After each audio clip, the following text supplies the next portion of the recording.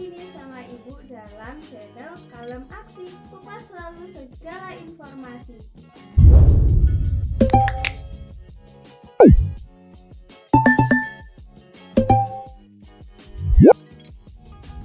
Pada hari ini, apa sih yang akan kita bahas? Nah, jika dua pertemuan yang lalu kita sudah membahas tentang perdagangan internasional, mulai dari pengertian, manfaat, faktor pendorong, faktor penghambat, dan juga kebijakannya, maka pada hari ini Ibu pengen kita diskusi tentang soal-soal yang berkaitan dengan perdagangan internasional. Nah, untuk soal-soalnya ini Ibu ambil dari soal-soal UN, UTBK, dan juga ada beberapa soal dari SIMAK UI. Nah, bagaimana soal-soalnya? Nah, yuk kita bahas bareng-bareng ya. Oke, kita mulai dari nomor 1 ya. Kita baca dulu soalnya. Jepang merupakan salah satu negara tujuan ekspor hasil bumi negara Indonesia. Sementara itu, Indonesia juga mengimpor suku cadang kendaraan bermotor dari Jepang. Manfaat yang diperoleh Indonesia dari perdagangan internasional tersebut adalah untuk mengerjakan soal ekonomi, biasakan kalian mencari keywordnya terlebih dahulu. Di soal nomor 1 ini diketahui bahwa Indonesia telah ekspor hasil bumi ke Jepang. Tapi Indonesia juga melakukan impor suku cadang ke Jepang, yang berarti Indonesia tidak bisa menghasilkan suku cadang di dalam negerinya, atau bisa jadi untuk menghasilkan suku cadang di dalam negeri akan menimbulkan biaya produksi yang cukup tinggi, sehingga Indonesia memutuskan untuk impor suku cadang ke Jepang. Maka manfaat dari perdagangan internasional ini adalah kita tahu bahwa manfaatnya adalah terpenuhinya kebutuhan dalam negeri.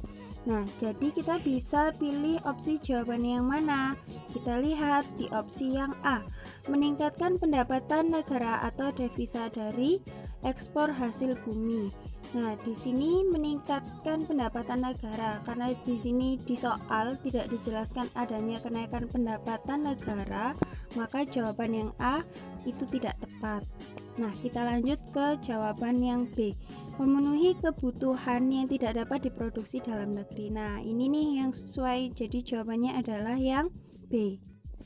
Untuk opsi jawaban yang C, mengurangi pengangguran pada sektor usaha swasta. Di sini juga kurang tepat ya sahabat aksi, karena di dalam soal tidak dijelaskan adanya penyerapan tenaga kerja.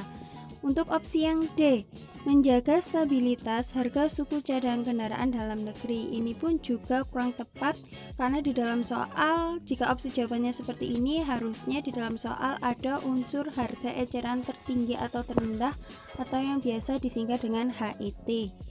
Atau yang E, melakukan alih teknologi dari negara lain, terutama Jepang. Ini pun juga kurang tepat, karena apa? Karena untuk alih teknologi seharusnya di dalam soal ada keterangan yang menjelaskan adanya dampak dari kegiatan ini. Dampaknya seperti apa? Yaitu adanya perkembangan teknologi, baik itu di Indonesia atau di Jepang, yang semakin maju. Ini untuk nomor 1 bisa dipahami ya. Kita lanjut ke soal berikutnya. Soal nomor 2. Soalnya adalah PT Nusantara Cemerlang merupakan perusahaan yang bergerak dalam bidang otomotif. Keterbatasan tenaga ahli mendorong perusahaan mengirimkan beberapa karyawan untuk mengikuti pelatihan tentang teknik otomotif di Jepang, yang kemudian ilmunya dapat diterapkan untuk kemajuan perusahaan. Salah satu dampak dari kerjasama antara Indonesia dengan Jepang adalah, kita lihat nih keywordnya ada di mana, yaitu ada di kalimat keterbatasan tenaga ahli. Keywordnya di sini nih, keterbatasan tenaga ahli, sehingga perusahaan memutuskan untuk mengirim karyawannya untuk mengikuti pelatihan. Agar apa? Agar ilmunya nanti dapat diterapkan untuk kemajuan perusahaan. Dari sini kita tahu apa dampak dari kerjasama Indonesia dengan Jepang ini. Di sini berarti dampaknya adalah adanya transfer iptek atau ilmu pengetahuan dan teknologi dari Jepang ke negara Indonesia, lebih khususnya ke PT Nusantara Cemerlang. Nah, jadi untuk jawaban yang tepat yang opsi mana? Kita lihat. Opsi yang A, memperoleh laba dari spesialisasi produk, bukan. Yang B, memenuhi kebutuhan barang dan jasa dalam negeri, juga bukan. C, perluasan pasar atas hasil produksi, bukan. D, nah ini nih, yang D, mentransfer ilmu pengetahuan dan teknologi dari negara lain.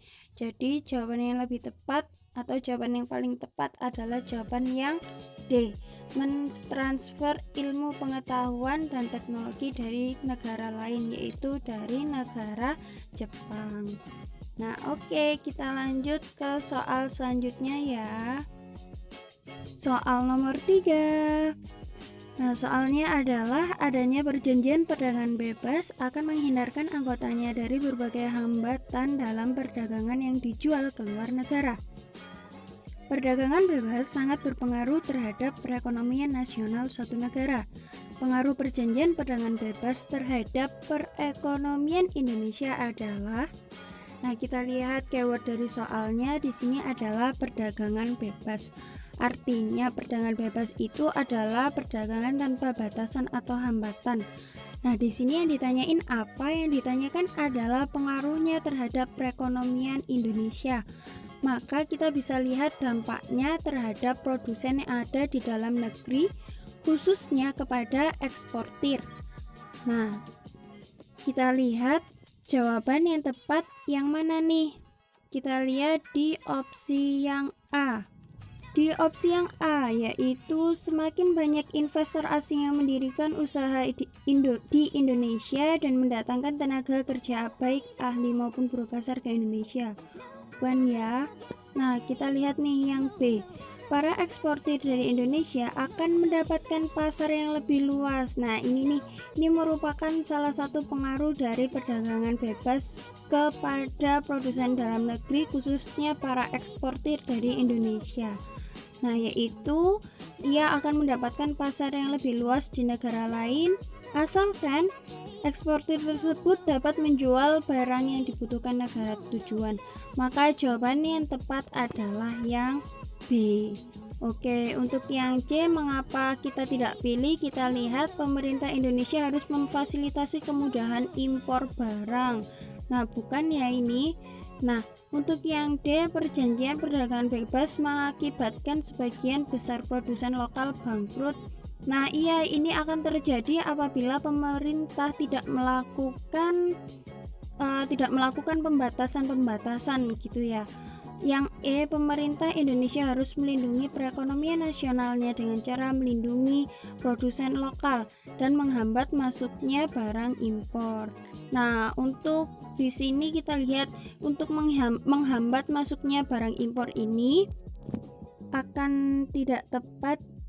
Menghambat masuknya barang impor tersebut apabila di dalam negeri itu benar-benar membutuhkan barang impor tersebut, atau kondisi ketika barang impor tersebut memang tidak dapat diproduksi di dalam negeri, atau ketika barang impor tersebut memiliki nilai yang lebih murah untuk impor daripada kita memproduksi sendiri. Maka jawaban yang E itu kurang tepat, jadi jawaban yang tepat adalah jawaban yang B.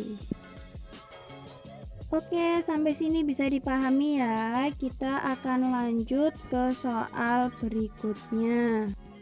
Soal nomor 4, yaitu dengan adanya perdagangan internasional memungkinkan masyarakat dapat memenuhi kebutuhan yang beraneka ragam dalam kualitas yang lebih baik.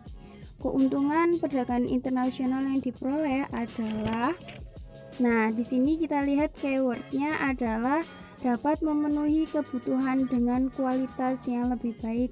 Maka di sini keuntungan dari perdagangan internasional bisa dilihat yaitu adanya peningkatan kualitas konsumsi. Nah, kita lihat opsi jawabannya. Yang A, alih teknologi, bukan. Jika jawaban yang A seharusnya di konteks soal adanya perkembangan teknologi. Nah, untuk yang B, memperluas pasar juga bukan, karena di dalam soal tidak dijelaskan adanya perluasan pasar terhadap produsen dalam negeri. Nah, untuk yang C, menstabilkan harga-harga, ini juga bukan. Yang D, meningkatkan kualitas konsumsi. Nah, jadi jawaban yang lebih tepat adalah jawaban yang D. Untuk yang E, mendapatkan devisa, itu juga bukan ya, karena keyword di soalnya yaitu adanya pemenuhan kebutuhan yang beraneka ragam dengan kualitas yang lebih baik. Oke, ini untuk soal yang nomor 4. Kita lanjut lagi ke soal yang berikutnya. Soal nomor 5. Sudah sejak lama pemerintah Indonesia melakukan perdagangan dengan Jepang. Pada mulanya Indonesia mengimpor kendaraan karena membeli kendaraan lebih menguntungkan daripada membuat sendiri. Sementara itu Jepang mengimpor hasil bumi terutama gas dari Indonesia. Nah, yang ditanyakan adalah faktor pendorong terjadinya perdagangan kedua negara tersebut adalah, kita lihat nih, untuk keywordnya ada di kalimat yang kedua, yaitu Indonesia mengimpor kendaraan karena membeli kendaraan lebih menguntungkan daripada membuat sendiri. Berarti di sini ada faktor pendorong, yaitu untuk melakukan penghematan biaya produksi. Nah, untuk di opsi jawaban kita lihat yang A untuk stabilitas harga bukan, yang B penghematan biaya produksi. Oke, jadi jawabannya yang B ya sahabat aksi. Nah, kita lihat untuk opsi jawaban yang lainnya mengapa salah. Yang C perbedaan teknologi modern bukan ya. Atau yang D perbedaan sumber daya alam juga bukan. Yang E perbedaan selera konsumsi juga bukan. Oke, jadi jawaban yang tepat adalah yang B. Oke, bisa dipahami ya sahabat aksi.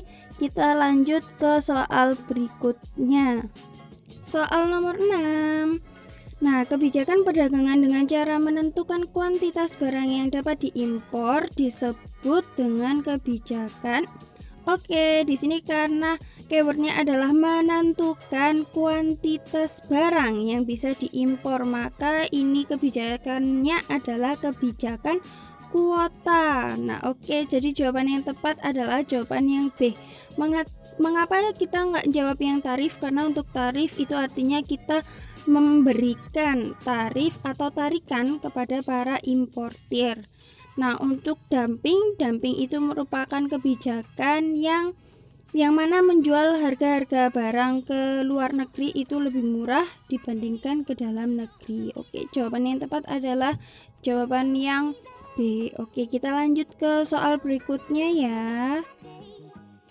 Oke, soal nomor 7.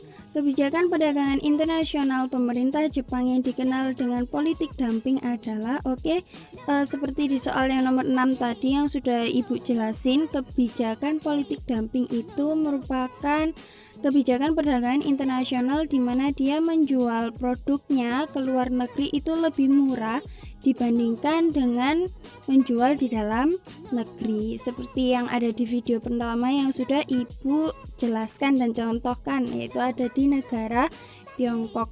Maka pengertian yang tepat adalah kita lihat untuk opsi yang A, menjual barang yang sama di dalam negeri lebih murah. Nah, ini salah ya, karena di sini di dalam negeri lebih murah, seharusnya di luar negeri yang lebih murah. Oke, kita lihat yang B, menukarkan barang produk Jepang dengan barang produk negara lain yang lebih murah. Bukan? Kita lihat yang C, membeli barang dari negara lain yang lebih murah dibanding dengan barang produksi sendiri. Itu juga bukan ya. Yang D, menjual barang yang sama di dalam negeri lebih mahal jika dibandingkan dijual di negara lain. Oke, berarti jawaban yang lebih tepat adalah yang D. Tapi untuk jawaban yang D ini dia dibalik ya, dengan menjual di dalam negerinya lebih mahal tapi di luar itu lebih murah gitu. Oke, kita lihat yang E, kenapa nih kok salah. Yang E, Jepang hanya mau membeli barang produk negara lain jika negara tersebut juga membeli barang produk dari Jepang. Nah, jelas bukan ya untuk jawaban opsi yang E. Oke, kita lanjut ke soal berikutnya. Oke, soal nomor 8 yaitu praktik kebijakan perdagangan internasional dengan menentukan harga lebih rendah dari harga domestik. Disebut dengan praktik. Nah, di sini kita lihat bahwa menentukan harga lebih rendah dari harga domestik yang berarti harga jual ke luar negerinya lebih murah atau lebih rendah dibandingkan harga domestik atau harga di dalam negeri. Nah, jelas ya, kalau seperti ini merupakan praktik dari kebijakan dumping. Oke. Nah, lalu mengapa jawabannya bukan yang A, diskriminasi? Nah, kan kalau diskriminasi ini kan ada pembedaan harga ya.